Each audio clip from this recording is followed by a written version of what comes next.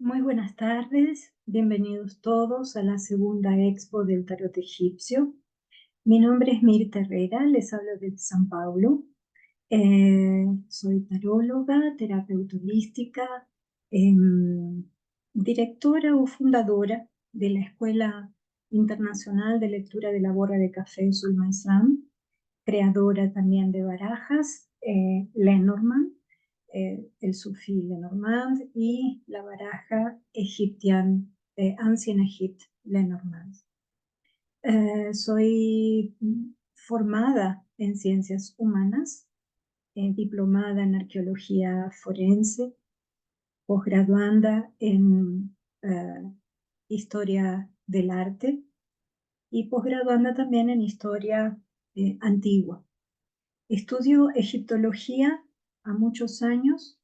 En 2013 comencé en la Universidad Autónoma de Barcelona y después hice muchos cursos en el área de la egiptología en la Universidad de Murcia, en el CEPOAT. Paralelo a esta parte académica, el tarot siempre fue mi herramienta de trabajo, mi principal herramienta de trabajo, dando atendimientos o también dando clases, creando diferentes cursos como para poder transmitir el conocimiento del tarot. Trabajo con tarot hace 40 años, más o menos. Comencé desde muy jovencita. Antes de empezar mi ponencia, quiero agradecer a Charlie Ripoli eh, por su organización, por su iniciativa, por el incentivo que nos da a todos los tarólogos en diferentes lugares del mundo para que podamos transmitir conocimiento y aprender también, porque cada uno de nosotros aprende con cada expositor, con cada ponencia. Y siempre es todo muy rico y siempre es todo muy bienvenido. Entonces, Charlie y colaboradores de Charlie, muchísimas gracias por la oportunidad y bueno, continúen siempre incentivándonos a todos. Voy a empezar mi ponencia, pero aquí ya voy a apagar mi cámara para que me sea más fácil de poder transmitirles los slides. Vámonos. Voy a compartir con ustedes ya mi ponencia, agrandando aquí la imagen para que ustedes puedan ver. Vamos a comenzar aquí. Bueno, mi ponencia se trata sobre arte, filosofía e historia del Antiguo Egipto en las cartas del tarot y las barajas Lenormand. Primero vamos a comenzar diciendo que Egipto es una tierra con marcados contrastes. Su entorno, las fuerzas de la naturaleza han ejercido siempre un fuerte impacto en la vida y en lo cotidiano, ¿no? Y en las creencias de los antiguos egipcios. Para entender el pensamiento y la filosofía de un pueblo, precisamos conocer su geografía. Pero no me detendré en la geografía, apenas decirles que los antiguos egipcios diariamente observaban el ciclo del sol, que cada día surcaba el cielo para morir en Occidente y renacer al amanecer creando la vida en la tierra. En la antigüedad, es lógico que las creencias religiosas de las personas estuvieran profundamente influenciadas no solo por la naturaleza desafiante de su entorno, sino también em, eh, por el clima, por las diferencias climáticas. La finalidad de mi ponencia es que podamos entender la mística egipcia en las cartas del tarot y en las barajas Lenormand. Precisamos primero entender el pensamiento de los antiguos egipcios en relación a la creación del mundo y de los hombres. Es importante diferenciar también los dos caminos por los cuales el hombre busca respuestas en relación a su propia existencia.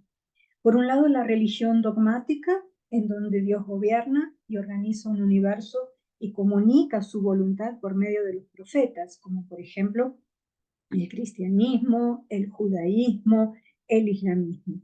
Y por otro lado tenemos el misticismo, en donde Dios es un principio, es lo absoluto, la fuente de todo aquello que está por venir y fuente de toda actividad, multiplicación y transformación.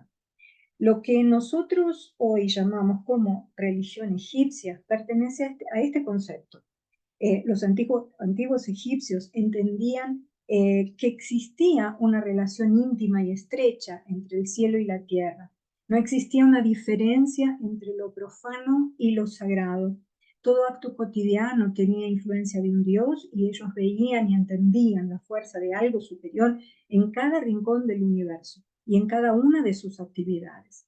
Para entender ese universo, los egipcios crearon un sistema de creencias en donde cada dios o Néter es sería así, concepto de una fuerza, de un principio que con el tiempo esa palabra Néter fue definida como la traducción de la palabra Dios. O sea, Néter es Dios. Estaba asociado a un elemento de la naturaleza. Así, en todo Egipto se cultuaban infinidades de dioses. Cada región tenía su propio dios a lo largo de todo el Nilo. Volvemos al primer concepto ya mencionado. Para poder entender la mitología de cada pueblo, precisamos siempre ubicarnos geográficamente en la región de desenvolvimiento de esos pueblos. Surgieron así los dioses primordiales como Num, que es el dios del cosmos, Ra, el dios del sol, Atun, el dios creador. Estos dieron origen a los dioses generadores o geradores, como se dice aquí, que son Nut, la diosa del cielo, Geb, el dios de la tierra, Shu, el dios del aire, Tefnut, la diosa de la humedad, que después darán origen a la primera generación de dioses, como Osiris, dios de la resurrección, de la fertilidad, Isis, diosa también de la fertilidad y de la magia, Horus, el dios halcón, que cobra justicia y que protege, y Set, el dios del mal, causador de todas las calamidades. Esta orden de dioses es el concepto de Heliópolis, una de las regiones del Bajo Egipto, pero también tenemos un concepto en cuanto a la creación del universo en Memphis, Hermópolis, en fin. Tenemos, ya dije antes que de acuerdo a las regiones en Egipto tenían diferentes formas de diferentes dioses que eran los creadores de los hombres y los creadores de todo lo que comprendía o componía, mejor dicho, su entorno. No podemos olvidarnos que los pueblos primitivos del desierto tienen un origen tribal y nómade, y buscando una vida sedentaria y una forma de sobrevivir al implacable calor del desierto, fueron se agrupando, formando sociedades o grupos alrededor del río Nilo. Heródoto, que es el historiador griego de 500 años antes de Cristo, decía que Egipto es un dios del Nilo.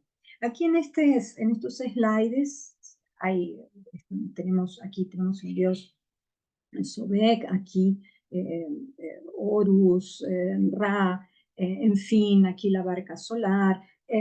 Bueno, no me voy a detener mucho en esto, les quiero mostrar aquí abajo de este slide tres representaciones de tarot egipcio.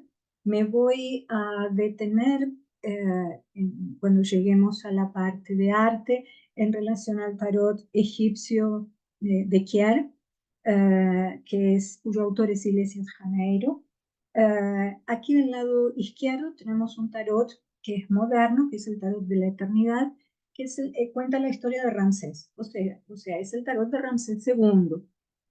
Hay algunas cartas asociadas con cuestiones bíblicas. Es muy bonito. Sigue la línea de White, por ejemplo, los arcanos menores. Hay muchas escenas, pero lo que me llama la atención es realmente algunas cuestiones relacionadas con la parte bíblica, como Moisés abriendo el camino para cruzar el mar, en fin.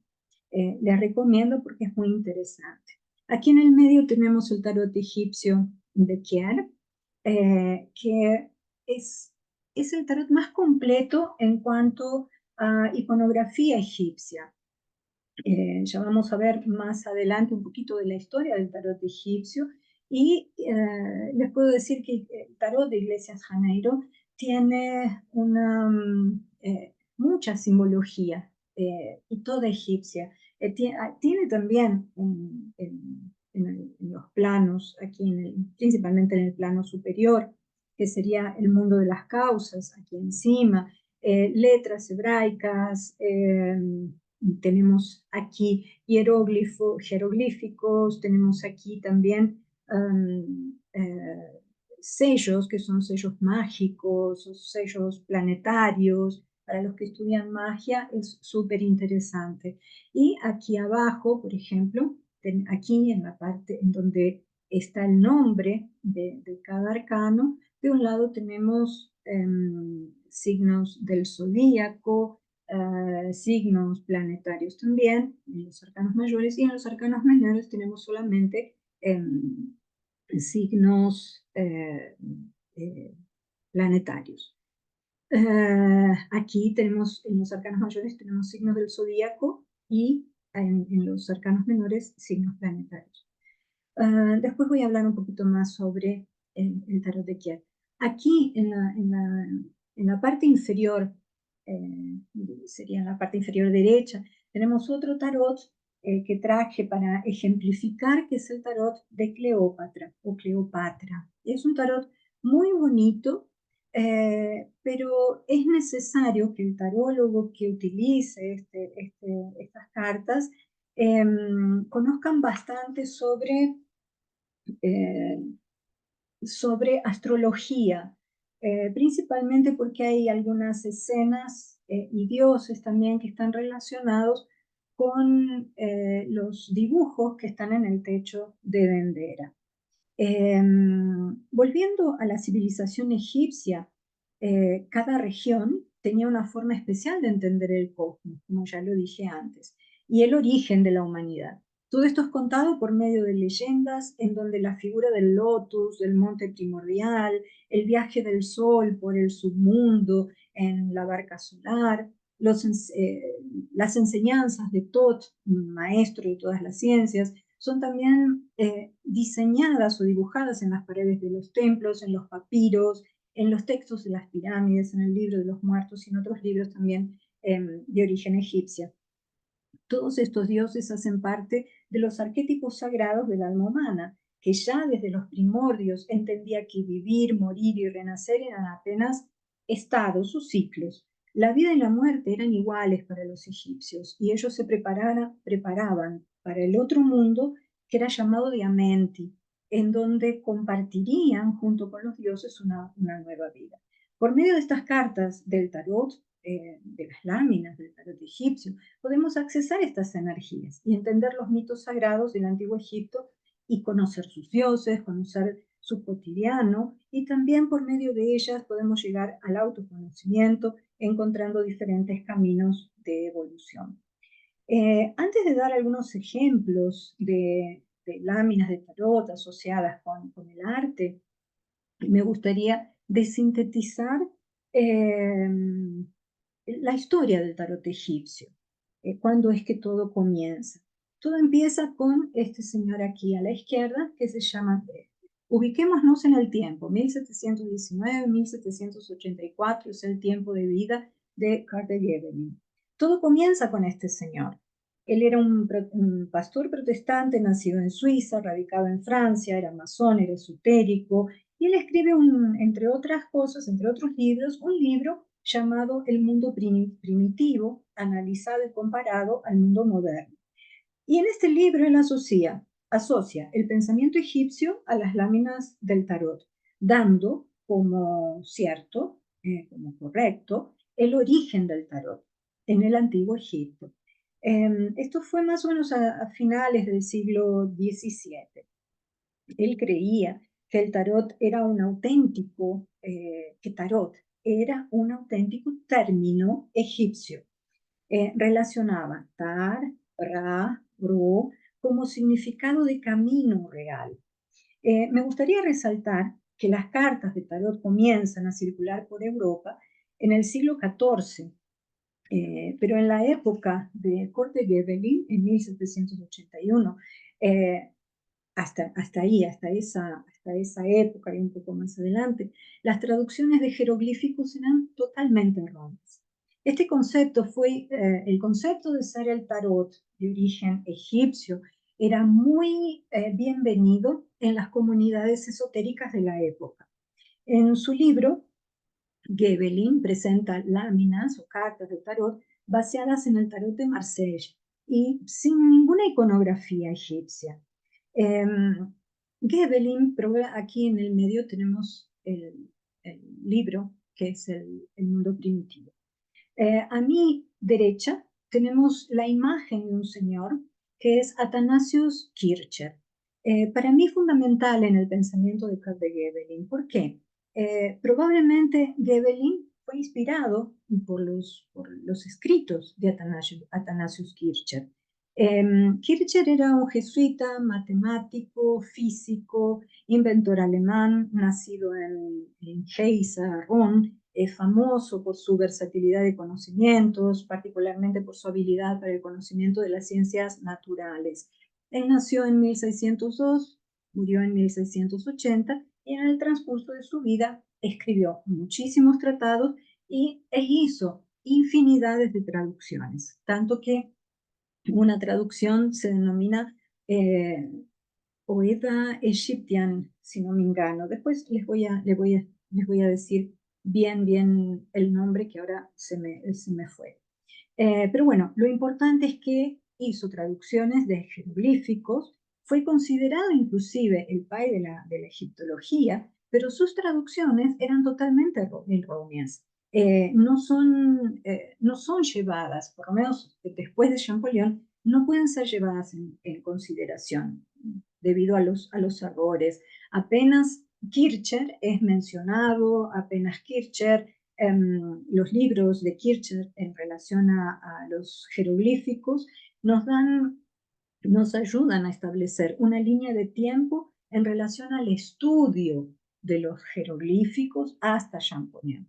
Apenas eso, o sea, no podemos considerar sus traducciones. Las traducciones de hieróglifos o de jeroglíficos dieron lugar a un sinfín de conceptos, algunos de ellos asociados al tarot. Por ejemplo, en libros antiguos de Kier y en el propio libro de Iglesias Janeiro, que es la Cábala de la Predicción, se cuenta una historia sobre sacerdotes que habrían guardado en cajas de oro, de plata, de bronce, los secretos de lo que hoy consideramos el tarot. Es importante resaltar que los egipcios tenían una literatura inmensa, muy grande. A ellos les gustaba escribir muchas historias. La literatura egipcia es muy rica. Inclusive con el correr del tiempo y ya en épocas más contemporáneas, hubo novelas que fueron, principalmente una novela que se basó en la historia de Sinué, que es un libro egipcio, una historia egipcia, que cuenta sobre un egipcio que huyó de sus obligaciones en la época del rey Menenhat I de la dinastía 12. En los años 40, para que ustedes se den una idea, un autor finlandés llamado Mika Baltari escribió Sinué el egipcio, una obra que fue llevada al cine en Hollywood en los años 50. La historia de las cajas y los secretos guardados que les comenté que están en el libro de Iglesias Janeiro y que se menciona en otras historias relacionadas al tarot, hacen parte de un cuento legendario conocido con el nombre de Setne I. Este libro fue escrito en demótico, en el papiro del Cairo, datado del período ptolomaico, integrando un ciclo de historias, historias estas dedicadas a el hijo de Ramsés II, que era Setne-Khemuaset. Recomiendo una literatura un libro que se llama Mitos y Leyendas, yo lo tengo en portugués, del Antiguo Egipto, cuyo autor es un portugués llamado Luis Manuel de Araújo. Aquí está la traducción y toda la historia de Setne I, con toda esa leyenda de las cajas. Es una historia que envuelve magia. En fin, es muy, muy interesante, pero no deja de ser un cuento legendario.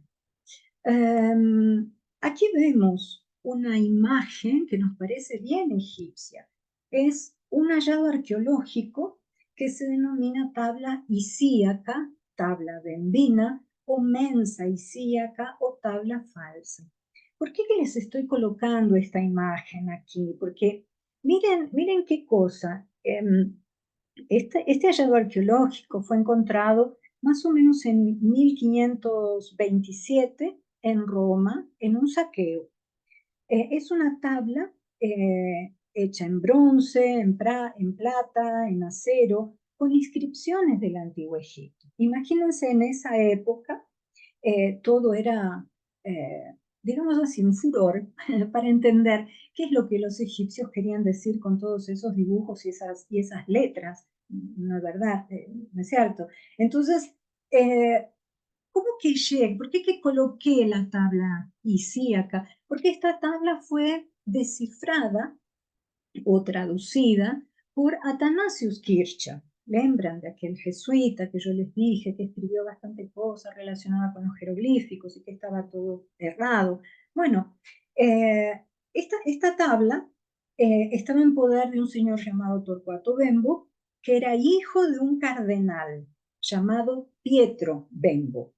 Y Pietro Bembo recibe la tabla, este hallazgo arqueológico, de las manos del Papa Paulo III. Miren cómo me causa así un interrogante, ¿no? Cómo los cardenales, los papas, los sacerdotes tenían mucho interés en saber qué es lo que estos dibujos querían decir. Bueno, esta tabla bembina por ser Torquato Bembo que era hijo del cardenal Pietro Bembo, en fin, por eso se la llamó Bembina. Fue dada para Kircher y para que él haga un análisis. Por eso fue Kircher que la denominó de esa forma. Antes de ser analizada y también copiada, estuvo de manos en manos. Parece que estuvo en un palacio en Roma, después llegó a las manos de un herrero que la vendió para el cardenal Bembo en el año de 1554, después pasó por otras manos hasta llegar al Museo de Turín, en donde se encuentra hoy. Fue descubierta en Roma, como ya les dije, en un monte llamado Aventino, en donde había un templo de Isis. Esta tabla fue analizada varias veces por egiptólogos, fue dada así por Kircher, analizada de una forma con mucho hermetismo, ¿no? O direccionada hacia cuestiones bien herméticas. Y fue muy bienvenida la traducción y estas imágenes para relacionarlas con imágenes de los arcanos menores o de los arcanos en general o con el tarot en general. Esta tabla fue relacionada con el esoterismo. Principalmente Eliphas Levi, que vamos a ver después, fue inspirado en el trabajo también de Athanasius Kircher sobre esta tabla. El libro que les había comentado antes es un libro que se llama Oedis Aegyptis, que trazó paralelos y concordancias entre los jeroglíficos y la tabla y letras hebraicas. Por eso, wow, todo el mundo aceptó de una forma muy fuerte todo lo que Kircher había analizado en relación a ella. Entre los egiptólogos es denominada de tabla falsa, ya que es un artefacto que no fue escrito ni hecho por un egipcio. No muestra una iconografía correcta. y los jeroglíficos que están en ella no pueden ser leídos de forma correcta. Probablemente fue hecha por un sacerdote de Isis, pero romano, tal vez en un periodo muy posterior al final del periodo ptolomeico, pero ciertamente sin un conocimiento total de la iconografía egipcia. Entonces, en base a esto, en base a infinidades de traducciones de la época, se creó un concepto de que el tarot vendría de la cultura egipcia. En la segunda mitad del siglo XVIII, un profesor de matemática llamado Jean-François Aliette, era francés, conocido por Eteila. Él escribe un manual sobre el uso de las cartas para fines adivinatorios y adhiere el pensamiento de Gebelin en un libro, que es el gran libro de Eteila, o libro de Thoth, ¿no? Como él lo denominó. Pero no hay, adhiere apenas el pensamiento, pero las cartas siguen una línea así tradicional. Él publica el libro y él dice que el tarot fue creado en una convención de magos realizada en el templo de Amón. Teila fue el primer tarotista o tarólogo profesional del cual tenemos noticias. Llegó a tener 500 alumnos en París, a los cuales les enseñó métodos de lectura, reglas de combinación, etc. O sea, podemos aprender todavía muchísimo del tarot con el libro de Thoth. En el siglo XIX encontramos Eliphas Levi. Foquemos en esta imagen aquí en blanco y negro. Eliphas Levi o Alphonse Constant, que también hizo algunas láminas con diseños egipcios, en realidad, más que probar el origen egipcio del tarot, él establece paralelos con las láminas y el alfabeto hebraico e incorpora algunos símbolos egipcios, como la toca del faraón, por ejemplo, ¿no? Este trabajo, el trabajo de Eliphas Levi, con sus dibujos, inspira posteriormente a otros dos autores, que son Falconier y, vamos a colocar aquí, a Papus. Papus era un médico y ocultista llamado Gerard Encausse, o Encausse, creo que se dice, no sé si dice, no sé, presenta en el libro de tarot de los bohemios, donde las cartas ya muestran ropas egipcias en los arcanos mayores. Voy a volver un poquito para que ustedes vean el tarot de Falconier, de Robert Falconier, que también trae elementos aquí egipcios en su libro en 1896, y después en 1889 Oswald Wirth también incorpora algunos símbolos egipcios. Esto fue en el año de, ya lo dije, en 1889. Aquí vamos a volver un poquito, solo para comentarles que las cartas de Papus del tarot de los bohemios fue ilustrado por Oswald Wirth. Apenas quería comentar eso, por eso volví.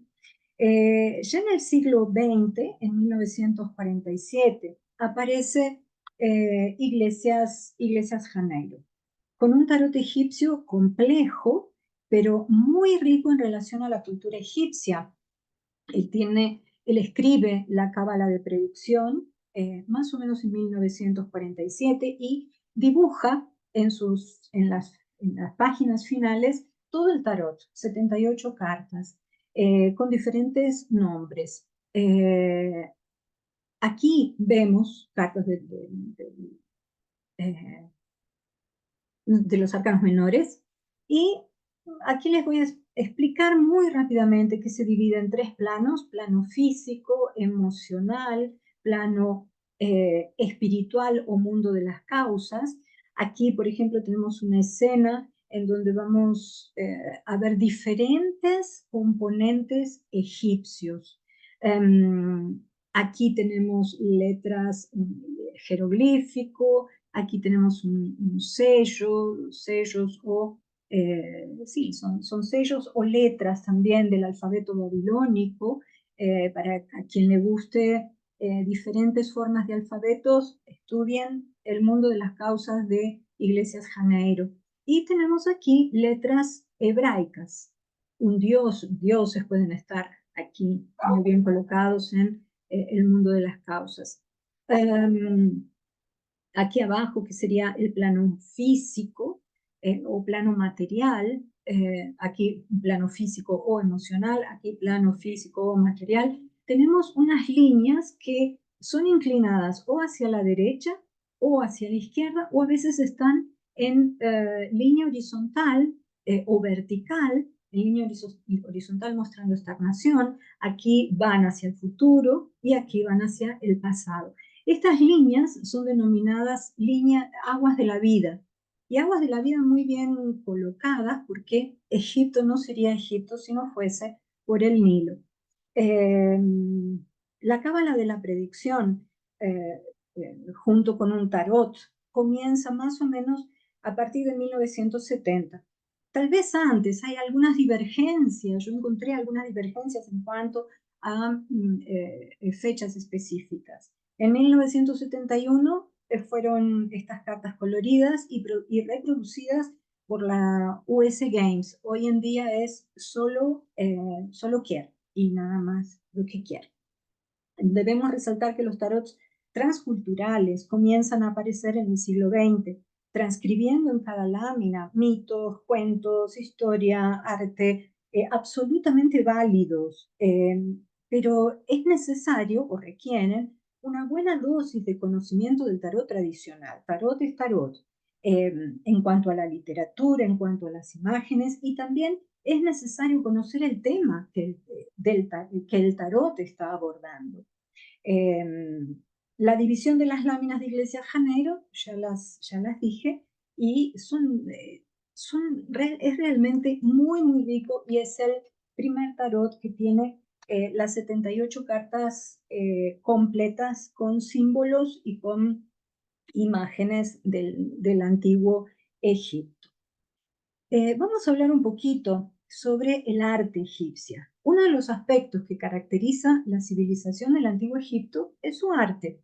Las manifestaciones artísticas constituyen uno de los elementos que distinguen esta cultura milenaria. El código creado hace más de 6.000 años aún sorprende por su belleza, por su originalidad. La razón de esta espectacularidad se debe, en cierta forma, al clima egipcio, que ha permitido que se conservaran muchas de estas piezas artísticas. También quizás podríamos hablar de la continuidad de los motivos y del tipo de representación por parte de los artistas y de los promotores. Pero además, la interpretación y el sentido que nosotros otorgamos a las obras de arte en la actualidad no se corresponden con la finalidad que tenían estas obras en el Egipto faraónico. La función de contemplación que nosotros asociamos con las obras de arte no existía en la antigüedad. La mayoría o la gran mayoría de nosotros consideramos las obras de arte no estaban pensadas para ser contempladas, eh, pero por una de las partes en las que se dividía, ¿cómo decir? La gran mayoría de lo que nosotros consideramos obras de arte no estaban pensadas para ser contempladas, más que por una de las partes en las que se dividía el cuerpo humano, el Ka, que significa la fuerza. Para los egipcios, el ser humano poseía una personalidad compleja, formada por diferentes elementos que se dispersaban a la muerte del individuo, el Ka y el Ba. Existen otras denominaciones también en las cuales no me voy a aprofundar. Solamente voy a hablar del Ka, que es la fuerza, y el Ba, que sería el alma. Estas dos partes necesitaban de un soporte material. Y ese soporte material venía en la forma de una estatua o de una momia, para que estas fuerzas pudiesen residir en él. La mayoría de las obras de arte no iban a ser vistas, ya que se depositaban en las casas de eternidad o en las tumbas.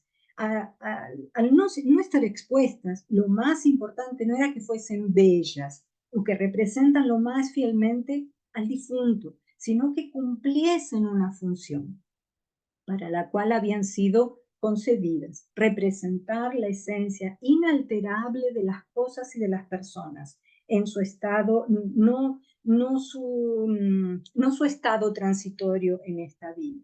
Estas representaciones no cumplen una simple función de representación. Para los antiguos egipcios, la imagen estaba llena de magia y tenía la capacidad de convertir real aquello que se representaba. De aquí que la función del artista era muy importante. Las estatuas, los relieves y las pinturas eran sometidas a un convencionalismo bien estricto. Por ejemplo, el término que se utilizaba para designar al escultor era el que hace vivir. Miren qué bonito, ¿no? El que hace vivir. Y la escritura, los jeroglíficos, constituyen un elemento decorativo e importante que complementan las escenas. Vamos a hacer un paralelo ahora entre las cartas del tarot egipcio de Kier, de Iglesias Janeiro, y algunas obras, algunos relieves. Aquí del lado izquierdo tenemos un relieve que es la estela de Ramosi. Ramosi era un visir en la época de Amenhotep III, también parte de Amenhotep IV, o sea, de Akenatón, en la dinastía 18.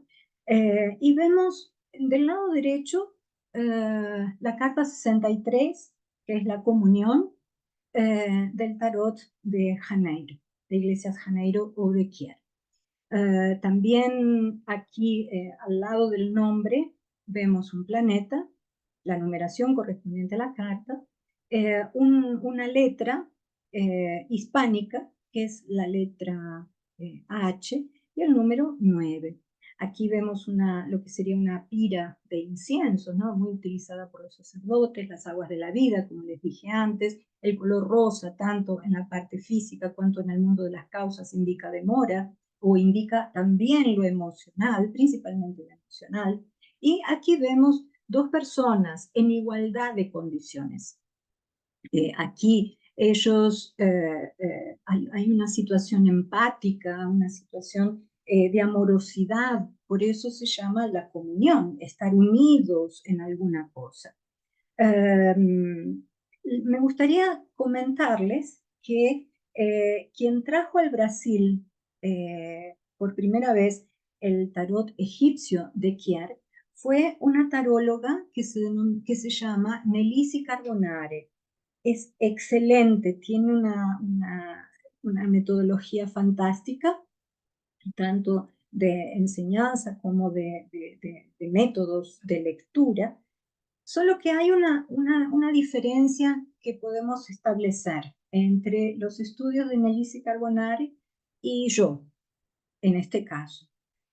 Yo no consigo dividir los arcanos menores del tarot de Kier y relacionarlos con espadas, copas, oros o bastos.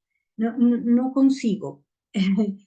Yo prefiero seguir por la historia, seguir por lo que representa la imagen, los hieróglifos, en fin.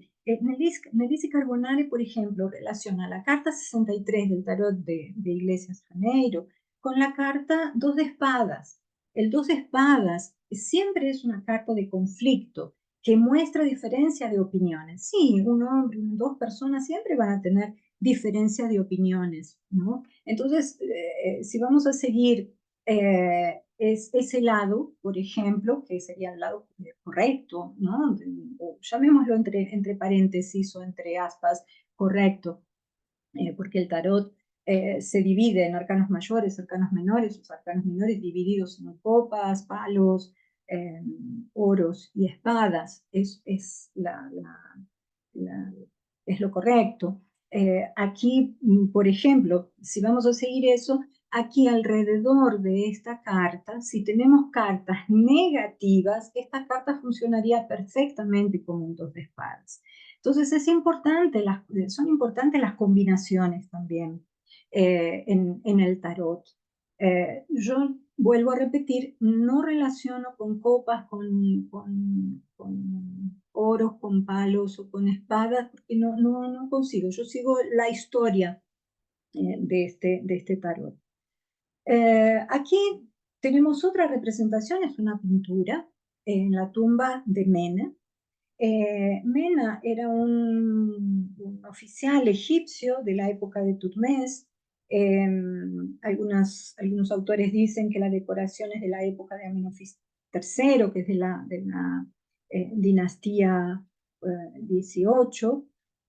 La tumba de Mena muestra aquí a un señor, a un egipcio muy simple, que carga en sus hombros un cabrito, un animal, un cabrito sería. Bueno, aquí, ¿qué es lo que vemos en esta carta? Es el testimonio de la responsabilidad, de lo que uno asume para ir adelante. Recordando que los egipcios dibujaban en sus paredes, eh, no para decir, miren cuántos funcionarios tengo o cuántas personas están a mi trabajo. No, ellos diseñaban, querían contar que del otro lado, en el Amenti, la vida iría a seguir igual, con todas aquellas personas, con todos aquellos funcionarios, con todos aquellos sirvientes que irían a ayudarlos. Podríamos hablar de los suyeptis, no tiene nada a ver con esta imagen, los suyeptis, pero son momias bien pequeñitas, bien chiquititas, que se colocaban al lado de los muertos como para poder protegerlos. Bueno, pero acá no tiene nada que ver eso, es un comentario que me vino para comentar, para decirles, pero bueno, aquí es la responsabilidad, eh, eh, asumir una responsabilidad, es la ofrenda que lleva en sus hombros, ¿no? Para ir adelante, para cumplir con algún propósito. Nelisi Carbonare da esta carta, por ejemplo, como el caballero de copas. Podemos asociarlo, sí, ¿por qué no? O el soldado, ella llama de el soldado. Para aquellos que dividen los arcanos menores del tarot egipcio de Kier en copas y en fin, todo bien, todo tranquilo. Es sensacional. Vuelvo a repetir que yo personalmente no consigo. Relaciono más con la historia. Vemos aquí una representación muy característica de los relieves egipcios y también de algunas pinturas. Vemos a alguien eh, eh, en posición de ventaja encima de otra persona. Esta es una carta 64, es la vehemencia, que cuenta cómo, ¿cómo se diría? Habla sobre el dominio de los miedos, el dominio de las dificultades, el dominio de nuestros enemigos. Ni siempre nuestros enemigos son personas, a veces son nuestros pensamientos, en fin, depende mucho de la lectura que uno haga como para poder estar asociando esos enemigos. Eh, es una iconografía muy usual en las paredes de los templos y que comienza con el documento de la unificación. Este documento es una piedra que está toda trabajada con relieves que muestran eh, al rey Narmer o al faraón, ¿no? La primera dinastía, dominando ¿dónde estamos? Dominando sus enemigos. Aquí tenemos la corona blanca y aquí tenemos la corona roja.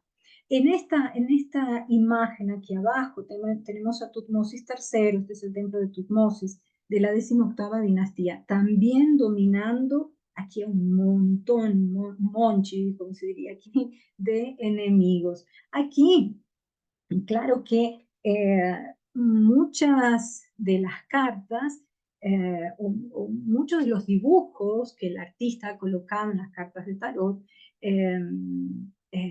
no tienen una iconografía perfecta. Aquí, por ejemplo, en esta imagen, nosotros tenemos en la cabeza de este señor cuernos y plumas. Si hubiese aquí, por ejemplo, un círculo, un disco solar, podríamos decir que es el dios Sobek. Vamos a decir que puede ser el dios Sobek. ¿Ok? Aquí tenemos la fuerza, me están molestando, tengo que reaccionar. Los cocodrilos reaccionan de esa forma. Solo reaccionan cuando uno los provoca. Entonces, la fuerza que uno tiene en determinado momento, cuando nos sentimos provocados por algo, de reaccionar y querer dominar eso, los instintos, de querer dominar esas fuerzas negativas, ¿no? Aquí, en estos dibujos, en estos diseños, aquí relieves o aquí un dibujo del tarot, tenemos lo que en el arte se denomina perspectiva jerárquica, que define la importancia de los personajes, por ejemplo. Este señor aquí es muy importante. Aquí tenemos un faraón. Es mucho más importante que estos enemigos. Vean cómo se dibujaban o se hacían relieves mostrando su grandeza. Es muy interesante eso. Aquí, en este otro slide, tenemos la ceremonia de abertura de la boca, en el papiro de Ani. Aquí tenemos la carta 60, que es la evolución.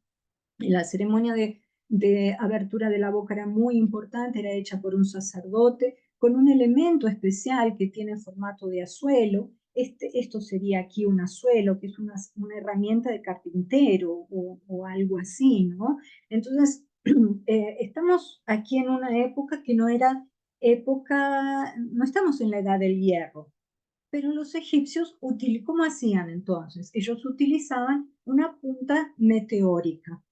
Eh, Utilizaban hierro meteórico para hacer la ceremonia de la abertura de la boca.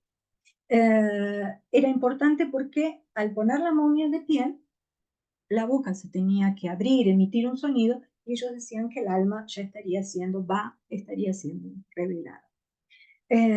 Aquí, por ejemplo, aquí tenemos el papiro de Ani, aquí tenemos lo que se llamaría algo similar a una suela, ¿no? Este elemento aquí en una representación de la tumba de Tutankamón. Les quería comentar que dentro del arte egipcio, los egipcios no utilizaban una perspectiva, ni los dibujos en planta tal como los entendemos en la actualidad. Cada objeto debía aportar el máximo de información para poder ser identificado fácilmente. Por esta razón, los objetos se dibujaban de cara o desde arriba. Uno de los ejemplos más claros en esta representación, en la representación, por ejemplo, de árboles, alrededor de un estanque. Por eso vemos, por ejemplo, todo acá como si fuese todo amontonado. Podríamos decir que esta parte del dibujo, esta parte de aquí, tiene la denominación de perspectiva abatida. Así se denomina en el arte egipcio. Después, en otros slides, les voy a mostrar la cuestión de los árboles, pero ya mostrándoles aquí que es todo visto de arriba. ¿Ok? Aquí tenemos una ave que es Abba, le va un símbolo que es el Shen, símbolo del alma. En esta carta, que es la carta 21, arcano mayor, tenemos la representación de un arpista. En este caso sería una mujer, es una figura femenina que toca el arpa. Y aquí vemos el ojo que no tiene una iris, ¿no? O sea, es una persona ciega. Mostrando, ¿no?, el mundo de los sentidos, la belleza, ¿no?, de la inspiración, de la música tocada por alguien que no ve. El arpista ciego, este dibujo aquí, esta pintura, está en un mural de un sacerdote que se llama Nact, en el cementerio de los nobles en Tebas, en el interior de la tumba de una escriba. La tumba se sitúa entre los reinados de Tutmosis IV, Amenhotep III. Nak o Nakt significa fuerte.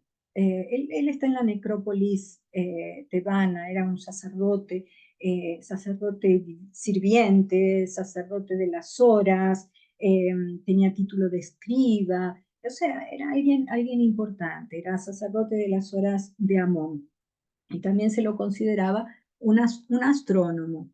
Pero aquí este no es Nat, es apenas un sirviente, un arpista ciego, y tiene su representación aquí en la carta 21 del tarot, de los arcanos mayores del tarot egipcio de Kiev. Aquí les traigo una serie de símbolos que son utilizados en la magia, o que eran utilizados en la magia. Por ejemplo, aquí del lado izquierdo tenemos la carta 45, que es la regeneración. Vemos un faraón, está tapiado con una corona, entonces es alguien importante. Y él está intentando erguir un pilar. Ese pilar también está aquí dentro de un cartucho. Es importante decir que dentro de un cartucho iban los nombres de nacimiento y el nombre de trono, de entronación. Todo eso dentro del cartucho. Era de suma importancia, o sea, todo lo que está dentro de un cartucho es sumamente importante también en las cartas de tarot. ¿Qué es este elemento? ¿Qué significa esta columna? Es la columna de Osiris. Entonces, imagínense, Osiris es el dios de la fertilidad, el dios de la regeneración, de la reestructuración. Entonces, imagínense lo importante que es el poder reerguirse, o reerguirse, creo que es lo correcto en decir. Y aquí tenemos un símbolo de Osiris, que es una espiga, ¿no? de maíz, las aguas de la vida, todo en color verde, también se pintaba de color verde a Osiris, ¿no? Entonces esta es un amuleto, también hace parte de un amuleto que es el de Chet, que es la columna de Osiris. Y aquí, en el centro, tenemos otra carta que es la alianza, es una carta muy bonita que también indica unión. Tenemos dentro de un cartucho un símbolo que parece una campanita, pero no lo es un nudo que se denomina el nudo de Isis. Se cuenta que cuando Isis quedó embarazada de Horus, Set en aquel momento lo quería matar. Entonces Isis lo tenía que proteger de alguna forma y para ocultar su pancita hacía con un tejido, con sus ropas, un nudo. Entonces se lo conoce como el nudo de Isis, es un elemento de protección, es un símbolo de protección y se usa mucho en la parte de magia. Aquí tenemos otro ejemplo dentro de un cartucho, o sea, algo importante, que es un instrumento. Este instrumento es el sistro, que era comúnmente usado en las aberturas en las iniciaciones, en las aberturas de los templos. Aquí vemos, por ejemplo, a la derecha, una pintura que está en las paredes del templo de Nefertaris. Nefertaris era la esposa de Ramsés II, y aquí ella está portando un sistro con la cabeza de Hathor, ¿no? Entonces, el sistro estaba íntimamente relacionado con Hathor, diosa de la danza también. Los sistros todavía se utilizan en ritos en la iglesia copta, tanto en Egipto cuanto en Etiopía. Además de la representación en el arte egipcio, en los bailes y como expresión de alegría, El sistro también se menciona en la literatura egipcia como en las instrucciones de Amenemhat, por ejemplo. Otro ejemplo que les quise traer en relación al tarot de Kier es esta imagen que es la carta 57 llamada El examen, que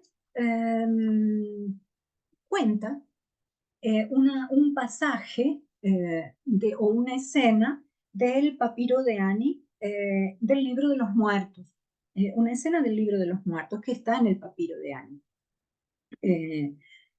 ¿Qué es lo que cuenta aquí? El peso, se tenía que pesar el corazón del muerto con la pluma de Mat. Aquí nosotros tenemos el amuleto, lo que es un amuleto del corazón que era colocado al lado del muerto también. Y aquí tenemos del otro lado de la balanza la pluma de Mat. Aquí abajo, en el mundo físico, tenemos una diosa o un dios. Aquí no hay una definición. Yo creería más que es la diosa Munt, ¿no? Que devora el alma del muerto, caso el muerto haya cometido algún tipo de error en su vida. Antes de pesar el corazón con la pluma de Mat, se decían, el muerto tenía que decir las confesiones negativas. ¿Qué son las confesiones negativas? Para que ustedes puedan relacionarlas de alguna forma, pueden haber dado origen o dieron origen a los mandamientos. Entonces, el muerto tenía que decir, yo no bebí, yo no dejé de faltar comida a mis hijos, no fui infiel a mi esposa, no cometí robo, no desrespeté al faraón, en fin. Entonces, todas esas confesiones negativas, llamadas confesiones negativas, tenían que estar bien escritas, ¿no?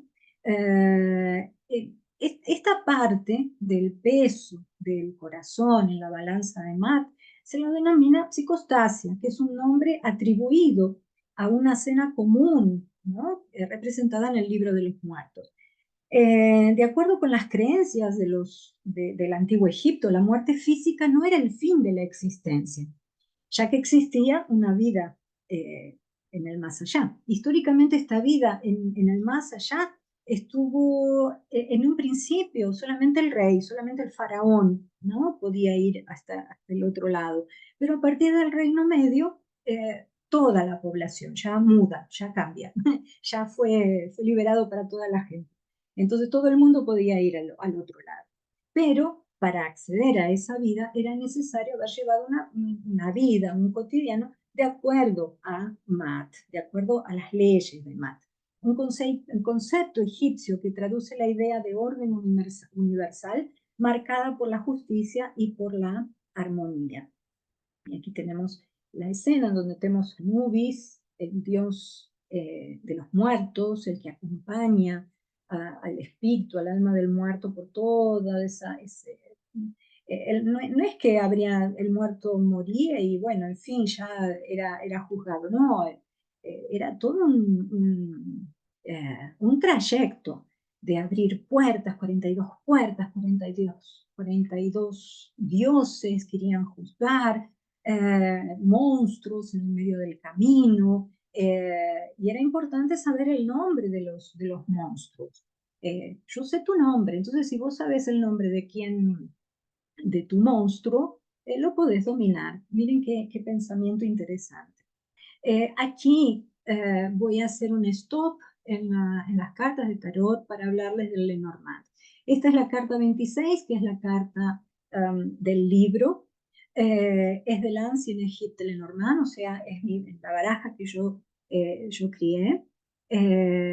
Y aquí les pido disculpas a las personas que me han pedido esta baraja a lo largo de estos 3 últimos años, y las barajas están prontas, nada más que para los que somos independientes creando libros, muchas veces encontramos dificultades con algunas traducciones o con algunas editoras.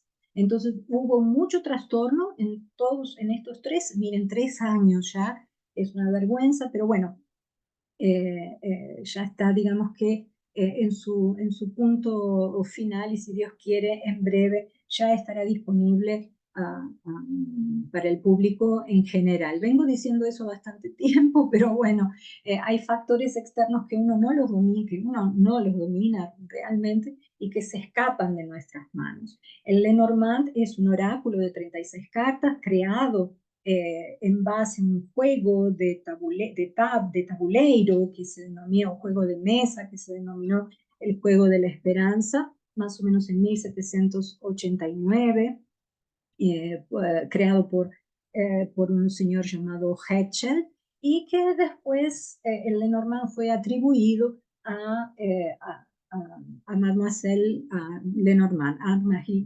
Lenormand, en la época napoleónica. No voy a entrar más en detalles en relación al Lenormand, apenas decirles que el Ancien Égypte Lenormand, las 36 cartas, son todas basadas en la historia y el simbolismo del Antiguo Egipto. Aquí la carta 26, que es la carta del libro, no podría haber una imagen con un libro de tapa, con encuadernado, porque en esa época no existía. Entonces, el libro que yo quise colocar es el libro, un pasaje del libro de los muertos. Aquí tenemos otra carta, que es la carta 0, es el loco, del tarot de Cleopatra. Y miren qué bonito, qué interesante, coloca el autor aquí el dios Bes. Aquí del lado izquierdo tenemos al dios Bes en el templo de Hathor, en Dendera. Este es un relieve muy bonito que muestra cómo era este dios. Era un dios que se lo utilizaba, o que se llamaba, mejor dicho, en el parto. ¿Por qué? Porque él con sus locuras, con sus divertimentos, él era muy despachado, ¿cómo se dice? Muy suelto, no sé definirlo de otra forma, alejaba a los malos espíritus. Entonces siempre la imagen de Bes era colocada en la hora del parto. Tanto que las mujeres, cuando colocaban a sus bebés para dormir, si el bebé sonreía o hacía algún movimiento, ellas pensaban que era el dios Bes que estaría por ahí haciendo alguna locura. Muy bien colocado aquí en el tarot de Cleopatra como carta 0. Aquí volvemos a ver un poquito más sobre el Ancien Égypte Lenormand. Aquí les muestro una parte diferente en relación al arte egipcio, que es el arte de Amarna, aquí, en estas tres primeras cartas. Vemos aquí a Akenatón. Para que ustedes tengan idea, la época de Akenatón, la época de Amarna, de Amenofis IV, que después pasó a llamarse Akenatón, era una época de revolución religiosa y revolución artística también. En épocas anteriores había un padrón en las estatuas, en los diseños. El rey o el faraón se mostraba siempre bello, siempre fuerte, con un rostro juvenil. Y en la época de Amarna, si relacionamos esta expresión artística a los días actuales, podríamos decir así algo como que el cuerpo real, porque las estatuas y los relieves eran hechos todos con la barriguita, las mujeres, los hombres, eran todos dibujados o todos esculpidos con una barriga prominente. Inclusive el maxilar aquí, el maxilar aquí es eh, bastante largo, bien diferente de las estatuas que veíamos antes. Aquí tenemos el busto de Nefertiti mostrando o ejemplificando a la mujer de la baraja Lenormand, aquí el dios Atón, para decirles que en esa época no era Amón quien gobernaba todo, y sí Atón. Y aquí tenemos aquí abajo el ave Venus, simbolizando una mudanza, un cambio radical, el ave fénix que renace de las cenizas, ¿no? Es dentro de las leyendas, por ejemplo, en Heliópolis, se cuenta que esta ave habría posado en una colina, que era la colina primordial, que es el Benben, según los egipcios, y que en esta colina eh, esta ave se habría responsabilizado del cuidado del huevo, de donde surgiría el dios Ra. Aquí en esta carta vemos a Semerjen en un acto de adoración a la de Venus. Eh, Aquí esta carta es la carta del ancla, y el ancla era totalmente diferente en la época egipcia. Era una piedra con un agujero, algunas veces con escritas en jeroglífico, otras veces no. Esto fue un hallazgo arqueológico en el Perto cerca de Grecia, y está toda escrita con hieróglifos. Es muy interesante, por ejemplo, la arqueología subacuática. Aquí abajo tenemos la figura, una escultura de Akenatón. Y aquí lo que les había dicho antes de la perspectiva aspectiva, perdón, de la perspectiva abatida, no aspectiva, aspectiva es otra historia, en donde los egipcios dibujan desde arriba, no como nosotros que dibujamos en una perspectiva diferente. Tanto que si ustedes ven, por ejemplo, los peces son vistos, ¿no? Todo este lago, aquí es todo visto desde arriba, ¿no? Como si hubiese como si ellos tuvieran una visión diferente. Ellos tenían una visión diferente para dibujar, para expresar su arte. Y aquí esta carta es la carta 19 del jardín del Ancien Égypte Lenormand. Vamos para nuestro último slide.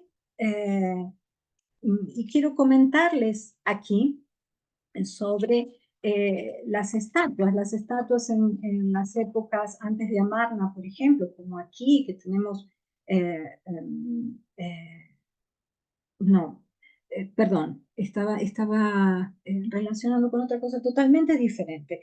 En la época de Ramsés, este es Ramsés II, es el templo de Abu Simbel, y este es Seti I, que es su papá. Aquí nosotros tenemos aquí en esta estatua, en esta escultura, tenemos en lo que en el arte egipcio se denomina frontalidad.